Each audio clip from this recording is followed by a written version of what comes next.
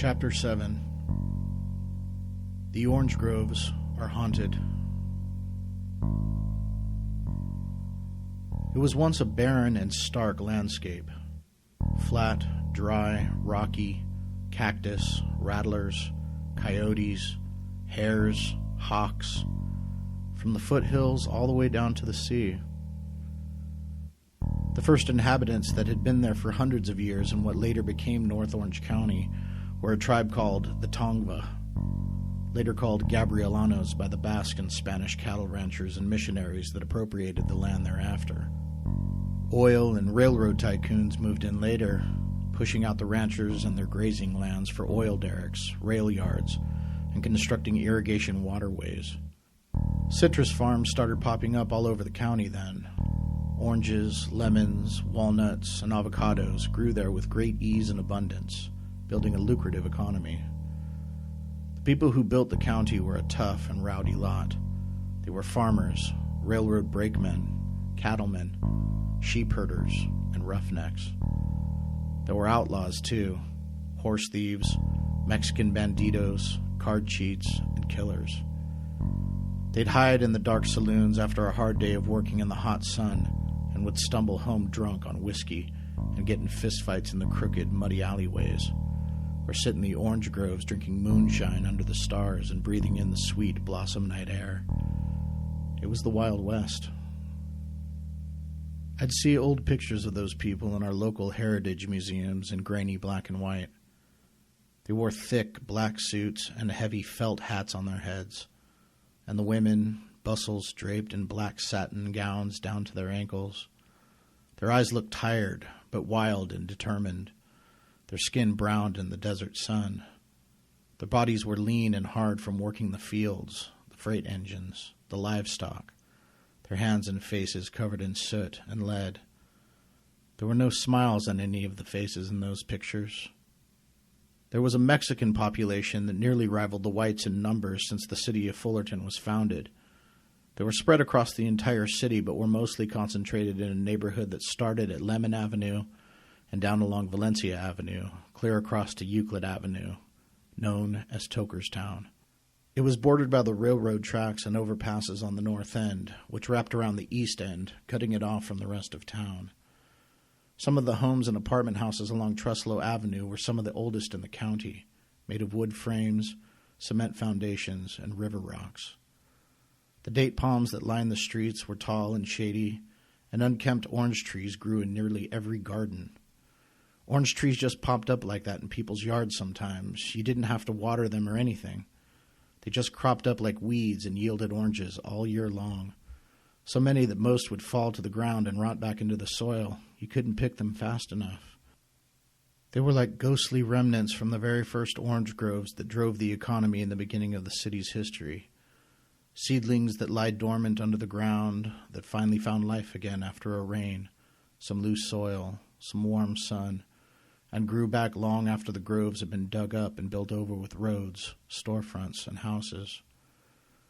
My grandparents bought our house in 1959. They moved out of their small apartment in Echo Park near downtown LA to escape the rigors of city life for the then tranquil surroundings amidst the orange and avocado groves in small-town Fullerton, California, about 25 miles south of Los Angeles. They had 4 children and wanted them to grow up in the fresh air, away from the traffic, the cramped living quarters, the homeless drunks pissing under the freeway overpasses and the smell of it wafting into the window of their nearby apartment. There were the gangs, the smog, the crime. They had had enough. Fullerton was wide open spaces then. Mount Baldy covered in snow to the east, clear as day, right out the back windows of our house. Corona del Mar and Huntington Beach, the official Surf City, USA, just a short 20-mile trip down Beach Boulevard. We had an orange tree in our backyard and a lemon bush in our front yard under the kitchen window. My mom and her sister and 2 brothers would grow up playing in the warm sun, well-fed, strong, tanned, and athletic, playing baseball, surfing at the beach, horseback riding, and skiing in the nearby mountains in the winter months. My grandfather found work as a baker, baking fresh pies at nearby Knott's Berry Farm. He was German and grew up in South Dakota in a very poor immigrant family. They hunted and fished for their food, and if they didn't catch or kill anything, they didn't eat. He fought in World War II and Korea and was as tough as they come. He had a white station wagon and drove it to work in the wee hours of morning, every morning, and worked till midday. He'd then make his way into downtown Fullerton to his favorite bar, the oldest in town, the Continental, and would drink whiskey and beer until the sun went down. He'd get behind the wheel then, shit-faced, and would sneak down the side streets and alleyways and would, by some miracle, find his way to our driveway. He'd often fall asleep on the steering wheel. My grandmother would find him passed out and would wake him and get him to bed before the children saw him. Then in the morning, rain or shine, hungover or not, he'd get up and go to work. He never called in sick. Still, my grandmother put up with a lot and was at the end of her rope with his drinking. She was Irish and grew up in a boarding house in South Dakota. She was no stranger to alcoholics and their bad behavior, but she had children now and believed in a virtuous, hard-working life, cooking all the meals, working in the yard on the weekends, pulling weeds, planting rose bushes, and going to Mass on Saturday nights, saving her drinking for St. Patrick's Day and the day after Lent. They would fight over his bad habits, and my grandfather would leave, sometimes for weeks on end, sleeping in his car rather than going home. He'd come back eventually, swearing off the booze, trying to be a more attentive husband and father, but it wouldn't last long. He would leave the house early in the morning on a Saturday, get on a bus to downtown Fullerton, and would be gone all day. My grandmother would pile the kids into the car in the middle of the night and would drive around to all the bars looking for him. They'd find him at the bar, slumped over his beer, and would plead with him to come back to the house. He'd get in the car, reluctantly, and would come home, but only his body. His mind and soul were always elsewhere. He finally left for good when my mother was 16. He moved to a small mountain town in Northern California called Paradise. He got a job working in a supermarket bakery, baking pies, cookies, and birthday cakes. He built a chicken coop and raised his own chickens. He'd work all night, sipping from a flask on his coffee breaks, stumbling home drunk in the morning, sleeping the day away, and fishing on his days off. He did very little to help my grandmother financially, sending a couple $100 every 6 months or so for the children. It was left up to my grandmother to raise the kids, feed them, clothe them, mentor them, and pay the mortgage, all by herself. She found work at the Encyclopedia Britannica in downtown L.A. and would take a bus there and back every day, a 50-mile round trip. She was gone most of the day, not getting home until dusk. And the children, then in their early to mid-teens, were left to their own devices unsupervised. This, of course, led to a myriad of bad behaviors on the part of the kids. It was the late 60s, and free love, drugs, and rock and roll were the height of fashion. The oldest of their brood, my Aunt Penny, was a well-behaved and obedient young lady. She did well in school, participating in all the extracurricular activities like cheerleading, the ball games, the dances, and would help with watching over her young siblings while my grandmother worked. My Uncle Tracy, the youngest of the lot, was a shy and awkward kid. He was cursed with bad skin and was plagued by large, pus-filled boils around his face, neck, shoulders, and back. He was tall and rail-thin. His saving grace was that he was a gifted pitcher and had a wicked fastball. He played on all-star teams throughout most of his high school years. My family loved baseball and would be in the stands rooting him on. I don't know why he never pursued it professionally, but he graduated high school and ended up going to school to become a hairstylist instead. He spent most of his time at the beach, surfing and fishing off the pier. He was just a normal all-American kid. It was my mother and her twin brother John that were the real terrors. They were the free spirits, the rebels, the wanderers. Even as toddlers back in Echo Park, they would wander off. They'd climb up the hill they lived on Patton Street, up to Temple Avenue, a very busy thoroughfare, and once climbed under a fence into the junkyard and into the back seat of an old jalopy. They locked the doors and rolled up the windows, jumping up and down on the back seat and laughing. They were missing for hours. A worker in the yard found them and called the police, who had to jimmy open the doors, then drove them around asking them to point out where they lived, which they were able to manage, and took them home to my grandparents, who were wrecked with worry. As a teenager, my Uncle John took up the electric guitar, My grandparents bought him a Fender Jaguar with a small Princeton amplifier. Leo Fender started Fender Guitars in a little business complex in Fullerton, a few blocks from our house on Fender Avenue. It's where surf guitar was born. My uncle became a very capable musician, learning bass and a little piano as well. He spent his summer days taking the train from downtown Fullerton south to San Clemente with his friends.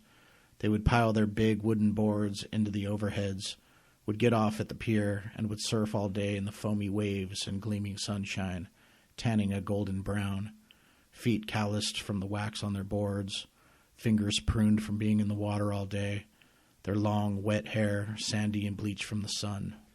He played in bands and traveled all over the country, hitchhiking and sleeping on the side of the road with his German shepherd, who he named Kilo. He lived in Colorado, Oregon, all over the Pacific Northwest, playing gigs with various acts in San Francisco and Los Angeles. He lived up in Laurel Canyon with all the other creative types, sniffing cocaine, smoking weed, and dropping LSD. My mother was more grounded, staying closer to home, never taking up with the hippie drug culture. She never liked smoking weed and never touched psychedelics. She took after my grandfather. She liked drinking. A lot. Legend has it that she would regularly drink football players under the table from her high school. They would puke or pass out while my mom, slim and petite as a little mouse, would still be pounding down beer after beer, making her German and Irish ancestors proud from beyond the grave. So just because she didn't like drugs or hippies didn't mean she didn't have her vices. Drink, and even more dangerous in some sense, a need for a man to love, and an almost tragic inability to find one that would enrich and fulfill her life. When it came to choosing a good man, she had terrible luck. And she was the kind of person that believed a woman's place was by her man, hand in hand, through thick and thin. She didn't like psychedelic music either. She wasn't into Led Zeppelin or Jimi Hendrix or the Beatles when they were in their Sgt. Pepper phase. She loved soul music, Otis Redding and Aretha Franklin, and lowrider tunes the Pachucos and Tokerstown listened to when they were out cruising their dropped Impalas down Harbor Boulevard. She had a natural affinity for those bad boy types, and the boys that lived in and around Tokerstown were plenty bad enough. Many of them went to Fullerton High School. My mother went to Troy High School, which was new when she attended and much closer to our house. Fullerton High was as old as the town itself and was right in the heart of downtown Fullerton and the gang-infested streets of Tokerstown. My Aunt Penny, my mom's big sister, attended Fullerton High because Troy wasn't built the year she started high school. My aunt invited my mom along to a dance they were having at Fullerton High. That's where she met Joey Thomas. Joey and his older brother Phil were full-blooded, red-headed Irishmen. Their family hailed from Oklahoma and settled in Fullerton in the 50s. They were Okies, migrant workers, picking fruit and loading trucks all along the coast until they settled on Truslow Avenue, right in the heart of Tokerstown. They were one of maybe 2 or 3 other white families that lived in that part of town. They were big, strong boys, and as mean and tough as any vato in the neighborhood. A pack of cholos tried jumping them one day when they were walking to school, pulling out switchblades and outnumbering the brothers 3-1. Phil and Joey beat every last one of them within an inch of their lives. Years of loading heavy wooden crates full of oranges onto trucks in the cold Central California mornings and bending down to cut lettuce in the hot sun all day made them hard and ornery. Being Irish helped a bit in that regard as well. They weren't the soft and coddled, lily-white upper-middle-class kids that lived along Skyline Drive in the hills that overlooked the city. They were a different kind of white boy altogether. The kind, in fact, that would make up the white gangs that formed in prisons like San Quentin and Folsom, like the Aryan Brotherhood. White gangs that formed out of necessity for protection from other gangs of different and much larger race groups, like the Mexican Mafia or the Black Guerrilla family. Being that they were outnumbered by the other races, the white prison gangs had to be 1,000 times more vicious and ruthless. The Brotherhood wouldn't stop at just jumping and beating down their rivals. They would stab them hundreds of times, smash their heads into piles of mush, and even decapitate their victims. They had to make it known that there were grave consequences to crossing their path. Otherwise, they would be the victims. You wouldn't know what a hard-ass Joey was by looking at him. He had a sweet and gentle look in his eyes and a baby face, red hair parted on the side, and a goofy kind of smile. He asked my mother to dance, and they tripped the light fantastic the whole night long, in that teenage high school dance, new to the game of love kind of magical way. They were inseparable from that night on. There was a pool hall down the street from our house. The locals from our neighborhood, most of them lost and wretched souls, Vietnam vets, drug addicts, drunks, degenerate gamblers, and pool sharks, all hung out there day and night. Joey and Phil would hustle pool there, dealing little bags of marijuana and cocaine in the bathroom. Joey would phone my mom up when he was there, and she would sneak out and meet him. She had to sneak because my grandmother wasn't too fond of Joey or his older brother. Apart from the fact that they were Irish, which was the only redeeming quality she felt they had, she also saw them as low-rent, white trash. She had heard the legendary tales of them roaming the streets and raising holy hell. She wanted more than that for her daughter, a square guy with good grades and a future. But my mother wouldn't listen and would climb out of her bedroom window at night, Joey waiting down the block in his car, and they would head up to Skyline Drive for a makeout session, or they'd hang out at the pool hall so Joey could sell a bag or two so they could go to a drive-in or out for a bite. Contrarily, Joey's mother loved my mom. She was a tough old Okie, who the brothers had great reverence for. She wouldn't take shit off anyone, especially her sons. She would threaten Joey, "You treat that little girl good, boy, or I'll skin you alive."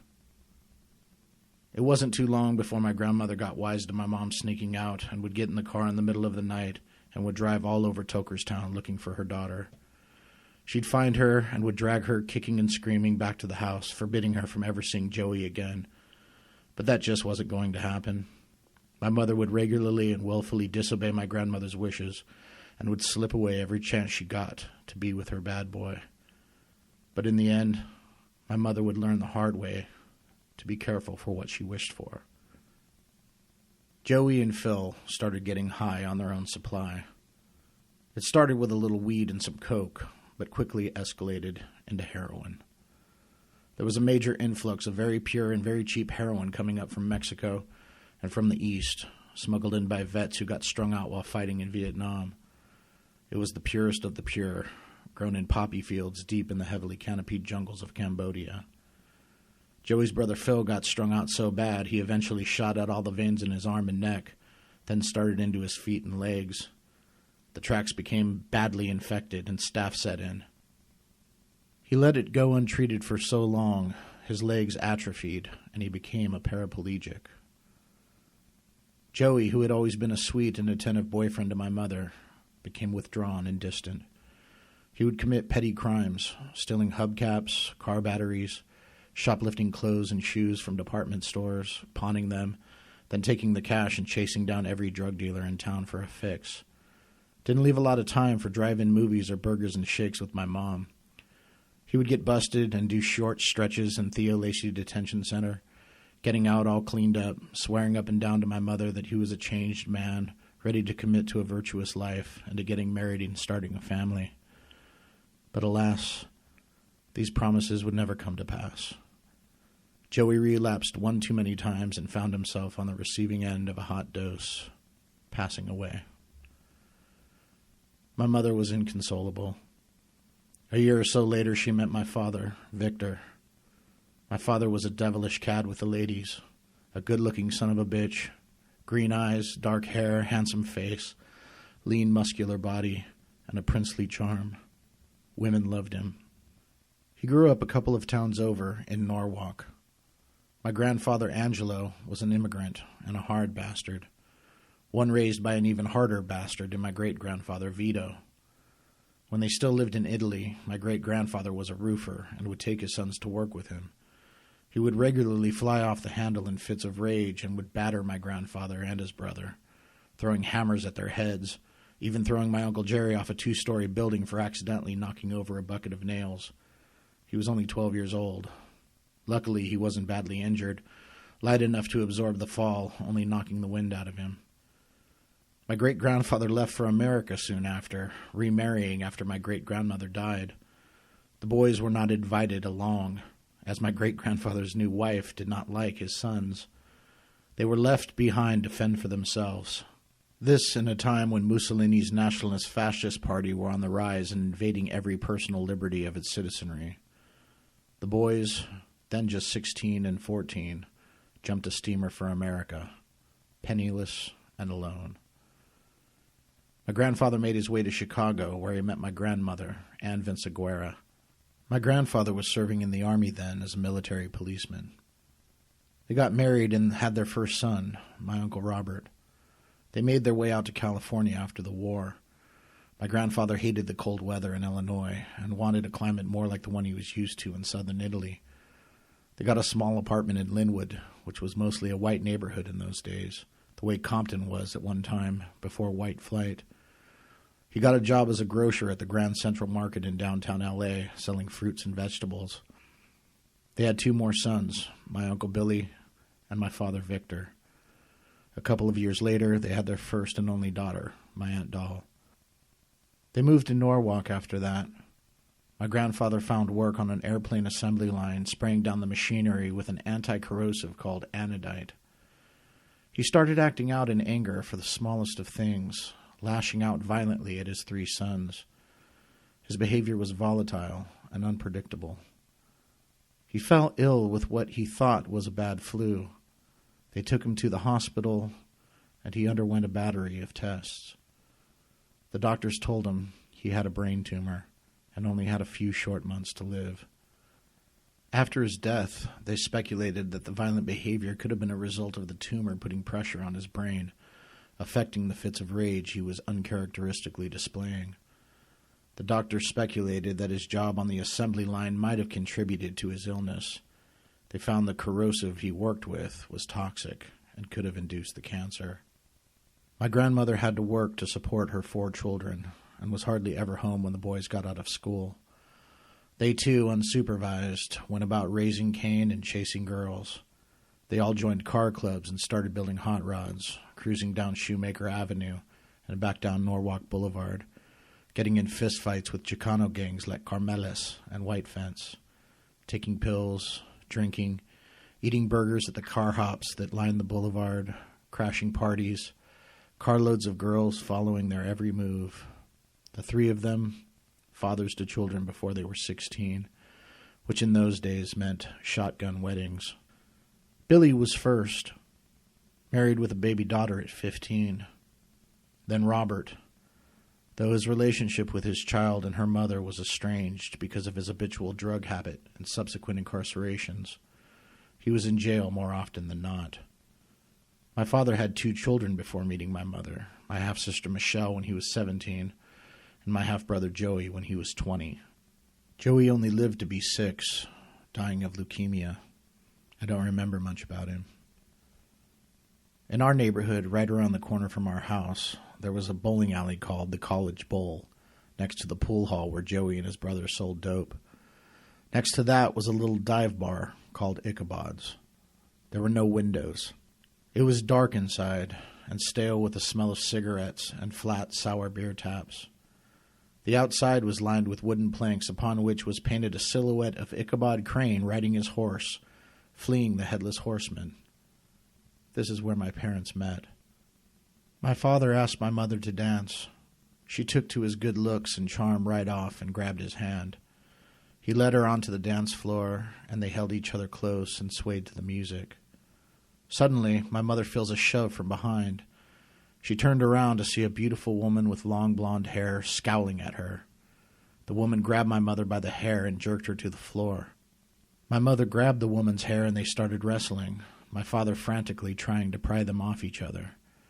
The blonde woman was my half-brother Joey's mother, Debbie.